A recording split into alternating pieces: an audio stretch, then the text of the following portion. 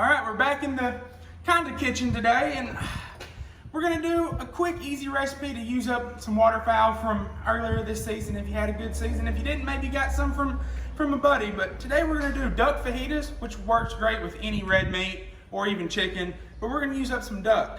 What I like to do is use duck breast, and instead of just cutting them like they are right now, I like to start by cutting it across, making it thinner.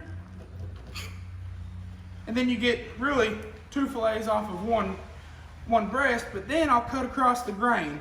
If you can see here, you can see grain and striations in the meat. If you cut with the grain, it's gonna make the meat real tough. If you cut against it, it's gonna make those fibers shorter and make a more tender piece of meat. So I just wanna cut it about 1/8 to 1/4 inch thick. A good sharp knife is always good to have. And then you can see it even kind of changes up on you.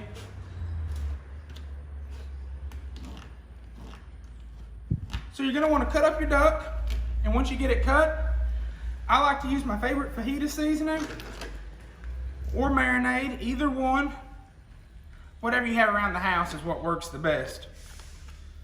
And I'll season it up, mix it up a little bit. You want to get it coated all the way through. And then, real simple, cut up some vegetables, which I've already done. We've got onions, red bell peppers, yellow bell peppers, whatever you can find works best. I like the colors of the red and yellow and the flavor better than the green, but it's all personal preference. So what I like to do first is actually cook my vegetables. I've got a hot skillet here, and I'm using rice oil today because rice oil, it has a higher smoke temp, so it's not gonna burn as easy as canola oil or vegetable oil. So we get a nice hot skillet. You want to hear that sizzle.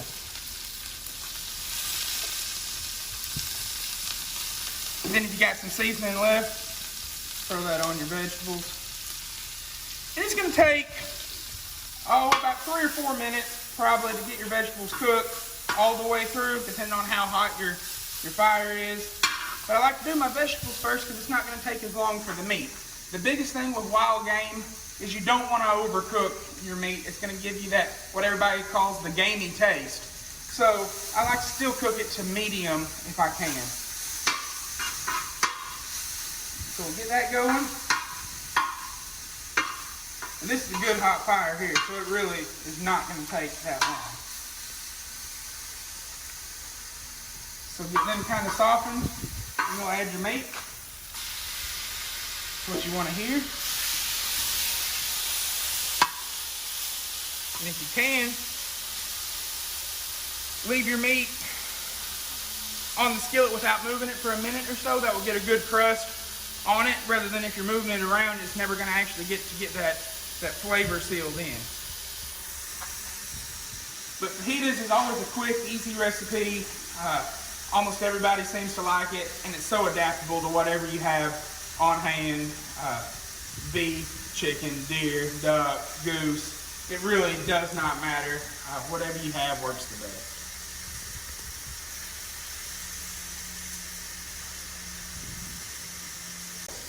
We've cooked our fajitas, our meat and our vegetables for about 5 minutes. They should be about medium doneness.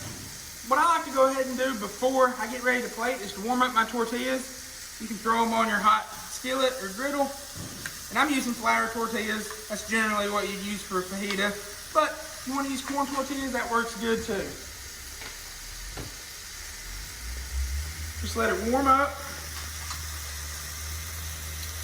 It'll take about 15 to 30 seconds per side.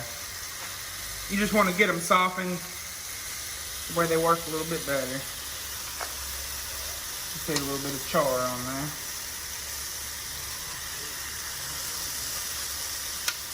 Let them warm up. And then you're really ready to plate. Best thing about fajitas is you don't have to dress them with a whole lot of other ingredients, just like a tortilla. You get you a good scoop of meat and vegetables. So there's your a duck fajita.